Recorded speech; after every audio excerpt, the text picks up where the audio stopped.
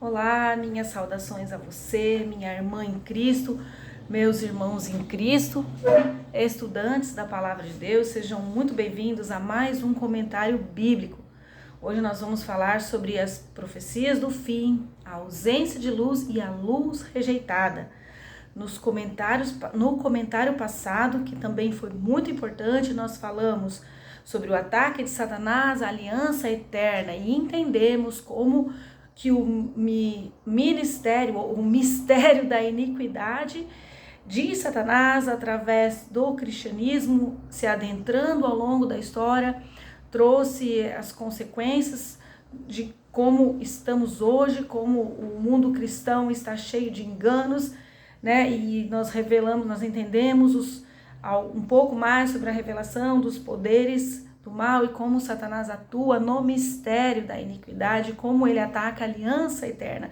Nós enfatizamos que esse ataque se dá diretamente não a questões, não se refere a questões raciais e nem territoriais, mas que se refere a questões de doutrina, de religião, espirituais, questões pessoais, doutrinárias e religiosas, né? E hoje nós vamos avançar falando um pouco mais sobre a ausência de luz e a luz rejeitada. Nós entendemos neste canal, em todos os estudos, que o Senhor tem uma luz progressiva e para isso nós precisamos entender o verdadeiro sentido da palavra, da expressão espírito de profecia. A Bíblia nos mostra que o espírito de profecia é o testemunho de Jesus. Então, é a iluminação de Jesus a seus profetas, né, sejam do passado ou sejam hoje, para que eles possam pregar como servos, pregar a verdade de Deus, a verdade presente, que é a verdade de Deus para esse tempo. O que é ela? A mensagem dos 3 anjos de Apocalipse 14, a volta de Jesus, o novo céu e a nova terra. Esta é a verdade presente. Então, nós vamos falar um pouco sobre a ausência de luz e a luz rejeitada. É uma questão pessoal, é uma questão delicada. Nós, como homens, não temos o direito de julgar ninguém. É o Senhor quem julga, é o Senhor quem avalia essas coisas, mas nós podemos observar para quê? Para observar os outros simplesmente? Não, nós podemos observar as situações para que nós mesmos possamos estar dentro da luz, certo? Então, como nós podemos entender à luz da palavra de Deus estas questões, né? Sempre no que a Bíblia se refere aos cristãos, a conversão, a justificação, a santificação, né? Então, quando um cristão ele tem ausência de luz, realmente, diante de Deus, ele é considerado um inocente, porque o Senhor, nosso Deus, não cobra aquilo que ele não deu ainda. E o Senhor, nosso Deus, respeita cada um, o tempo de cada um, o amadurecimento de cada um, para dar o entendimento, para dar a luz que vai chegar até essa pessoa, né? Para o seu aperfeiçoamento de caráter e dar também a abertura para que essa pessoa possa entender essa luz. Você já deve ter ouvido falar nessa ilustração de que uma luz muito forte, ela cega. Então, o Senhor, o Espírito Santo, trabalha dessa forma. Ele vai transmitindo luz conforme a pessoa consegue enxergar. E muitas vezes, se a pessoa recebe ou se depara diante de uma luz muito forte, ela vai rejeitar. Então, é por isso que todos os servos de Deus, missionários, devem ter muita delicadeza, muito jeito, muito treinamento cristão para abordar as pessoas no seu dia a dia. E isso faz parte de um amadurecimento cristão, que é o que nós vamos falar no próximo comentário, certo? E o Senhor vai aperfeiçoando também os seus servos, aqueles que vão levar o amor dele para as outras pessoas, né?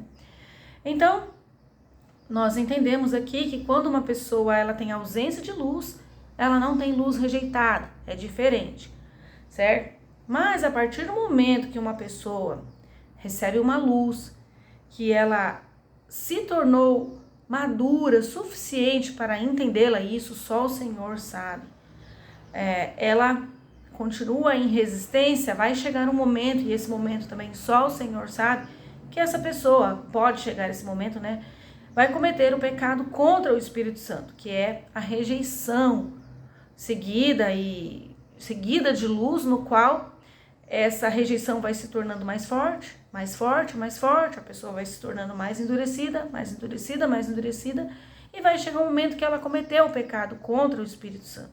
Isso eu não posso julgar, você não pode julgar, ninguém pode julgar, só o Senhor que pode julgar, né?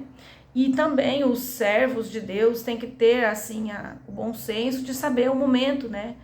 De pregar, de abordar essas pessoas para que não se tornem persistentes, a ponto de se tornar insistentes e a ponto de trazer um mal-estar, né? Então, muitas vezes, quando a pessoa leva uma luz a outra, se a outra pessoa realmente não está interessada, não mostra interesse, é porque não tem amadurecimento. E aí o servo de Deus, o missionário, aquele que tem a luz para apresentar, deve saber que não é o momento, né, de apresentar essa luz. E respeitar e saber principalmente que ele não será cobrado pelo Senhor por não apresentar essa luz, por deixar alguém no engano. Porque ele já tentou e não deu certo. Então ele deve o quê? Mudar a estratégia, manter o respeito, manter o silêncio e apenas orar, né? Isso é uma questão que a gente vai aprendendo com o tempo, né? E também quem tem sabedoria consegue entender isso, como eu mesma consegui entender isso, aconteceu recentemente comigo. Eu vi que era o momento de me silenciar e saber que o Senhor não vai me cobrar. Minha preocupação é muito grande ver as pessoas no engano e não avisar. Então, quando eu vejo, eu procuro alertar as pessoas e mostrar pela Bíblia que elas estão no engano. Mas, se vai causar constante desconforto, porque a pessoa não está interessada em averiguar aquilo que eu falei pela Bíblia, ou já averigou e entendeu de outra forma, aí eu converso com o Senhor, peço até perdão, né, se eu errei, de tentar persistir a ponto de me tornar insistente e causar esse mal-estar. Não, peço perdão e peço bom senso para que eu possa entender e não me sentir culpada por não alertar, certo? Eu tenho muito compromisso com Deus nesse sentido de alertar as pessoas, de ser luz, de levar a mensagem correta, pura da Bíblia, né? Sem mistura, sem fermento, sem interpretações humanas, né? Mas uma interpretação pura da palavra de Deus. E essa é a missão do povo de Deus hoje, pregar o juízo, né? Porque as interpretações de homens, elas tiram a mente das pessoas do juízo, né? Tiram, elas focam para outra coisa, normalmente elas focam para o passado, né? Os pioneiros. Agora, eu já até ouvi que, vejam bem, que Jesus era para ter voltado em 1844, não voltou porque o povo não estava preparado, né? Os pioneiros adventistas não estavam preparados. Aí eu penso, será que Jesus não queria que você existisse? Será que ele, como onisciente, não saberia que eu e você existiríamos hoje? Já não teria um chamado para nós? Claro que teria um chamado para nós. Jesus não voltou em 1844 porque não era o momento dele voltar, porque o Senhor Jesus sabia da nossa existência e planejou um caminho maravilhoso para mim e para você, um plano maravilhoso de missão para mim e para você. E ele te ama muito, assim como ele me ama muito, tem um plano para nós hoje, ele planejou a nossa existência, planejou o nosso papel, a nossa colaboração no plano de salvação, certo? Não que nós vamos convencer alguém, não. Quem convence é o Espírito Santo, mas quem prega são homens que pregam, certo? Então, meus queridos, hoje nós já falamos da ausência de luz, nós já falamos que o Senhor não vai cobrar uma luz que ele não deu para ninguém, e nós vamos falar da luz rejeitada. Nós já falamos também quando a ausência de luz se torna uma luz rejeitada. Não somos nós que vamos determinar isso. Nós simplesmente fazemos a nossa parte, servimos a Deus, apresentando as verdades, demonstrando amor, demonstrando cuidado, socorrendo as pessoas que precisam de socorro, seja no alimento físico, nas roupas físicas, seja no alimento espiritual também. Esse é o nosso papel, de servos, né? Mas o Espírito Santo é quem convence. Então, o momento em que uma ausência de luz se torna uma luz rejeitada, não cabe a nós saber. Nós temos que cuidar para que nós que julgamos estar em pé não caiamos. Temos que ser humildes a ponto de reconhecer nossos erros quando erramos, respeitar as pessoas, se por acaso magoamos, pedir perdão para aqueles que magoamos, tivermos oportunidade, né? Porque alguns rejeitam ali uma mensagem e nem dão mais chance, né, de você falar. Então, não dá nem chance de se entender com a pessoa, né? Mas muitos você pode se entender, alguns se ofendem, né? E também tem a questão da ética, que depois eu tenho que gravar um comentário só a questão da ética, né? Como apresentar uma mensagem, então, como rejeitar uma mensagem. Até para rejeitar uma mensagem tem que ter ética, né? Nós temos que não atacar o pregador, né? Não atacar condutas pessoais, não atacar o pregador, não acusar, você é isso, você é aquilo, você é aquilo. Não, nós temos que respeitar, né? Saber apresentar a mensagem, saber trazer algum esclarecimento respeitando a pessoa. E muitas vezes a gente vai tentar trazer um esclarecimento e a pessoa se sente desrespeitada, certo? Mas é meio complicado. Aí entra a ética dos grupos, né? Porque são grupos públicos e tem que ter uma ética, né?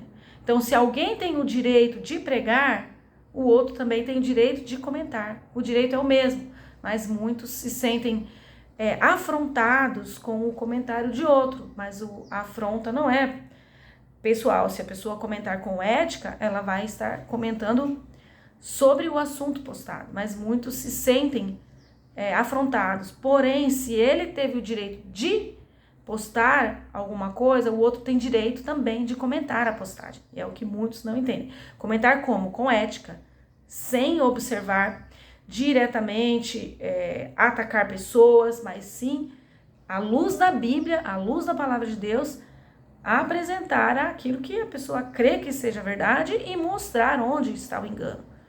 Discordar não é desrespeitar, desde que seja feito com ética, um comentário com ética. A pessoa apresenta aquele comentário, apresenta as explicações, apresenta os esclarecimentos com ética. Aí ela não está desrespeitando, ela está discordando. Ela pode perguntar para a pessoa onde você não está entendendo tal coisa, onde você tem dúvida, vamos estudar a palavra de Deus juntos, vamos abrir a palavra de Deus juntos. Isso é discordar com ética, né? Mas muitos se sentem ofendidos em público, mas não deveriam, porque se eles percebem, sabem que tem o direito de pregar algo em público, outro tem direito também de comentar, esclarecer, certo? Desde que seja com ética. O que é a ética cristã nesses casos? Como eu já falei, não fazer ataques pessoais, não usar palavras pejorativas e não usar de acusações. Você é isso, você é aquilo. Não, comentar o assunto à luz da Bíblia. Sem essas três coisas, sem ataques pessoais, sem palavras pesadas ou pejorativas e sem, qual foi a terceira que eu falei? Sem acusações.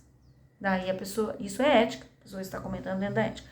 Então, nós falamos um pouco sobre a ausência de luz, nós falamos sobre a luz rejeitada e nós enfatizamos que só o Senhor Jesus sabe quando uma ausência de luz se torna uma luz rejeitada ou quando alguém cometeu o pecado contra o Espírito Santo. Nós temos que falar algo também muito importante, mesmo algum missionário cristão que não tem toda a luz, porque ninguém tem toda a luz, assim como ninguém é infalível, sempre haverá mais luz, por toda a eternidade haverá mais luz.